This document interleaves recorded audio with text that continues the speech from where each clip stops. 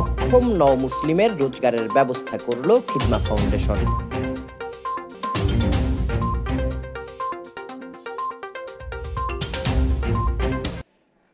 রাঙামাটিতে কাজ করতে অক্ষম নও-মুসলিম আব্দুর রহমানের রোজগারের ব্যবস্থা করে দিয়েছে খিদমা ফাউন্ডেশন। সে পূর্বে দৈনিক মজুরির মাধ্যমে বিভিন্ন কাজ করলেও অসুস্থতার কারণে বর্তমানে ভারী কাজে পুরোপুরি অক্ষম। এতে করে পরিবারের ভরণ পোষণ নিয়ে বিপাকে পড়ে যায় আব্দুর রহমান। বিষয়টি নজরে আসার পর তবলছড়ির অফিসার্স কলোনি এলাকায় ফাউন্ডেশনের পক্ষ থেকে আব্দুর রহমানকে কাঁচা বাজারের দোকান খুলে দেওয়া হয়েছে। এতে করে হালাল রোজগারের মাধ্যমে পরিবারের চাহিদা পূরণ করা সম্ভব হবে বলে আশাবাদ ব্যক্ত করেছে খিদমা ফাউন্ডেশনের সদস্যরা। এ বিষয়ে খিদমা ফাউন্ডেশনের সদস্য মোহাম্মদ রাকিব হাসান বলেন, আব্দুর রহমান ভাই উনি আগে হচ্ছে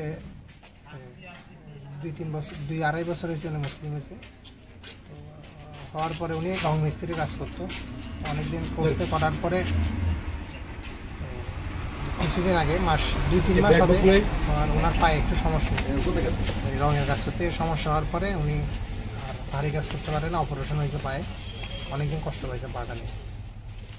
পরে অনেক চেষ্টা করছিল অনেক কাজে ফিরে যাওয়ার জন্য, আসলে এরকম সুযোগ হয় নাই। পরবর্তীতে আমরা চিন্তা ভাবনা করছি অনেক কিছু করার, আরেকটা ব্যবসাও করছিল বাজারে।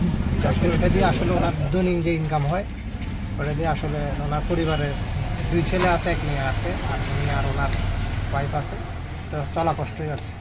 পরবর্তীতে আমরা খিদমা ফাউন্ডেশনের পক্ষ থেকে চিন্তা ভাবনা করে ওনাকে আজকে থেকে এই ব্যবসাটা চালু করে দিয়েছি।